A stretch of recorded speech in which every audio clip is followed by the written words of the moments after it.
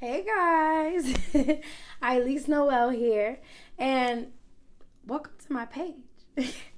If you clicked on here because you're trying to find out what are the top 10 things to do in 2020 to get your hair to grow, and not only just grow, because obviously our hair grows, but to retain our length and let your hair flourish and be its very best, well then, you have come to the right page. But wait, before I get started, make sure you click below and like this video. It's my new channel. I'm so excited about it because I have so many ideas and so much advice and help to give other girls that are trying to reach their hair potential. So let's get right into it, y'all. All right, y'all. So here we go.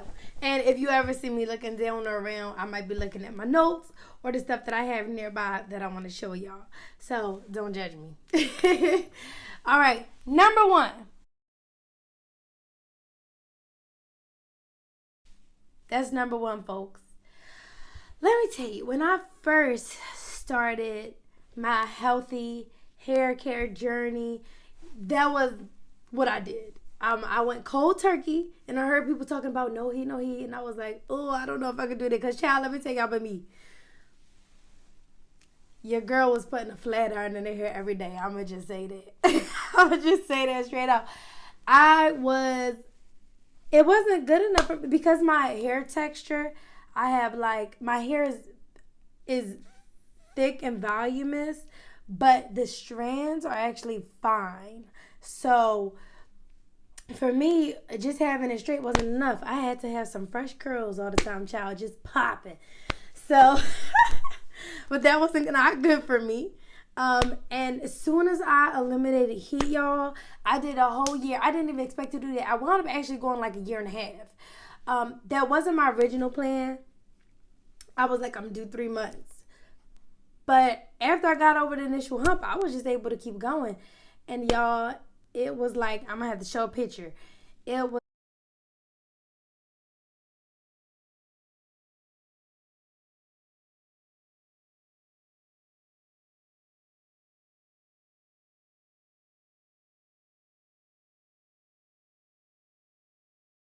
like my hair was finally real. It was actually really showing its real potential once I had did that. And along with no heat, I did the other things that I'm going to mention on this list. So you hear those two. But even if you don't want to completely rid of heat altogether, at least just limit it, and use it in moderation. Don't be doing what I was doing every day. Try to give yourself breaks. Okay, here we go. Number two, protective styles. So obviously, I had braids and twists often. That was just a part of my culture. But to wear them constantly, I didn't wear them as much. I was used to wearing my hair out a lot more. So I definitely had to get myself used to wearing braids and twists a little more often to give my hair a break. Okay? Protective styles are to what they're called. They're protecting your hair. When you have your hair out, think about it. What are you doing? You're messing in it. You're combing through it. You're brushing it. Putting a bunch of stuff in it. You're pulling it up. All types of things. Causing all this type of tension. So a protective style like twists or braids or wigs or weaves, obviously with proper installation of all of those, are to protect your hair and give it a break. So I know guys, a lot of y'all girls probably get this. A lot of guys will be like, oh, you got hair, why you be wearing that weave? Oh, blah, blah, blah. I don't like it. Ain't nobody finna have their hair out all year long fooling with it. Shoot. It's also nice so that it gives you a break from doing your hair every day. So a deep conditioner is so important because it's moisturizing your hair strands. And number four on the list is moisturizing your hair. So that can mean forms of deep conditioners, but leave-in conditioners, getting just everyday curl milks or creams, things that are bringing moisture into your hair. And really, the number one moisturizer is water. But you can use other hair products. When I started with my DIYing and all that, sometimes I just had water in a spray bottle, and that was how I moisturized my hair, until I got like a little more comfortable with using a bunch of different products that I felt worked really well in my hair. So you have to play with it and see what works best for your hair, but moisturizing your strands is very important. Cold washing your hair. Now, I used to hear people say, "Oh, just don't wash your hair a lot," and I used to be like, how you just not gonna wash your hair? Because they talk about your scalp being clean so that you can grow your hair. Like, it starts with a healthy scalp first. So I'm like, how am I not supposed to wash my hair? I don't get it. But what I didn't realize is they were talking about cold washing your hair. So every time you get in the shower and you want to clean off your scalp, doesn't mean you have to use like a harsh clarifying shampoo. You might not need them and done that much to your hair that you need to be putting all that in. So just cold washing it means to use a conditioner in your hair in place of shampoo. That way you're still cleaning out your scalp, still cleaning out the gunk and things you might have put on it with a bunch of product, but you're not stripping it of all its moisture, okay? So, number 6 on the list is oil. Okay, we talked about deep conditioning here because what? It moisturizes your hair. That brought us to talking about moisturizing. After you moisturize your hair, you got to keep that moisture in. So you have to use oil to seal in that moisture. Use natural and organic type oils. Oils that I love to use are olive oil, coconut oil, jojoba oil, tea tree, peppermint. Oh my gosh, the list could go on. And do I use all those oils every day? No. I play around with them. It just depends on what's going on. If I want a little more stimulation on my scalp, I'm going to use peppermint and like tea tree. But usually my day-to-days are probably like the olive oil, almond. Ooh, avocado oil too, y'all. I forgot to mention that one. But they're going to seal in your moisture. So that is going to help the longevity of your hair staying healthy and just moisturize throughout the week. Number 7. All right, let's go. Number 7. Number 7 is dusting your ends / trim your ends.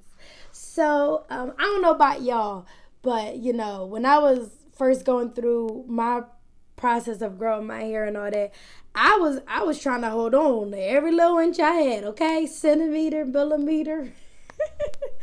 I was trying to hold on to everything. I didn't want to trim off nothing. But I didn't realize my ends were looking all janky, And not just about how they look, because it did affect how my styles look, but most importantly, it's literally splitting at the bottom of your strands. So when you don't trim your ends, what you're doing is allowing broken and shackled up ends. They're continuing to linger on your hair. And what that's doing is it's just splitting up higher and higher and higher. And eventually it's going to break your strands. So you're going to look like you got straggly hair on the ends of your hair. And it's going to look like, if you were to have it out, it's going to look like real transparent at the bottom of your hair. Because your ends are trash. I don't trim them often because I don't really use a lot of heat, and I usually have my hair in a protective style. But for the times that I don't, if I'm wearing it out a lot, or I have used heat or something like that, obviously at least once or twice a year I'll get it professionally trimmed, okay, not a cut. But once or twice. But in between, throughout the year, I will do what they call dusting your ends. And so I'll just take little portions of my hair, and I'll make videos of these, y'all, so y'all can see everything that I do. But I'll take pieces of my hair and have it, a light shirt, like a white shirt behind me, and I'm taking a look, and I'm just kind of at the ends, just where I kind of eye some bad or scraggly ends. I just get rid of them. Number 8. Okay, y'all. Number 8 is a simple one. Being gentle with your hair. Okay? And let me elaborate. Not only you being gentle, other folk up in your hair being gentle. Y'all, I remember I had quick super, snippet, personal story. I had somebody, I went and got my hair done before, and the shampoo girl was supposed to blow dry my hair. Okay, and I'm going to think you're going to have a Y2 comb and like maybe a Y2 brush or whatever. Honey, let me show, because y'all going to think I'm lying. Nope. Baby, homegirl was trying to comb my hair with this.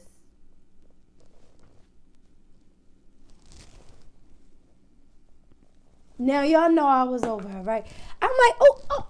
And I finally see what she using. I said, oh, no. I was like, do you have a Y2 comb or a Y2 brush? Like, what is this? Y'all, I was so upset. I just remember thinking, oh, my gosh, this girl's ripping through my hair. And she had the nerve to be like, oh, my gosh, like, your hair is so long. Well, shoot, not when you finished. I ain't going to have none. So it's not only important for you to make sure that others are, being safe and protective of your hair, but you do too. When you comb your own hair, don't be impatient. Don't detangle your hair when you're tired and you don't feel like you're just ripping through it. Number 9, we're almost there, y'all. Number 9 is wearing satin bonnets, satin scarves, and even using satin pillowcases. I brought a few to just kind of show y'all. I got this one when I went to Curl Fest, but you can see on the camera really good. It's like a silk material. This is what you should be putting on your head. Satin bonnet. I even got pillowcases, y'all. I got a bunch of pillowcases. Shoot, listen, sometimes you need to get to traveling with stuff. I'll have the whole thing. I have a scarf and a pillowcase. People be like, what's all that? Mind your business, all right? Listen, men just got to protect their hair out here.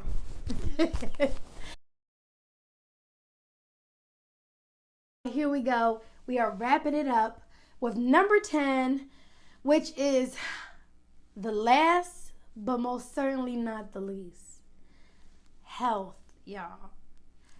Water, exercise, and eating right.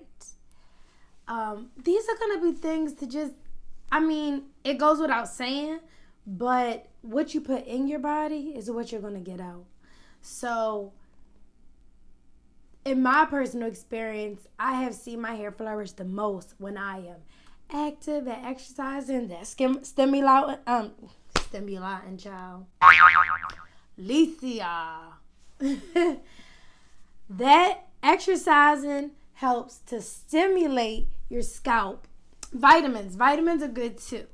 I know a lot of people use things like Hairfinity and Main Choice. I haven't used Hairfinity yet, but I have used Main Choice, and I do feel like I saw a good result. I'm gonna do some videos on those as well, so y'all can see, and I will be reviewing them to see what you guys think and to just tell you my experience on them. But I think that wraps it up. Guys, we have made it to the end of the list. And I hope that I was able to give you guys some great takeaways, some great advice. And shoot, get started today on it, y'all. Why wait? Let your hair journey start today, okay? And if there are any other videos that you guys want to see, any other topics or products that you want me to try out, definitely put it in the comment below. Let me know what you guys thought about this one.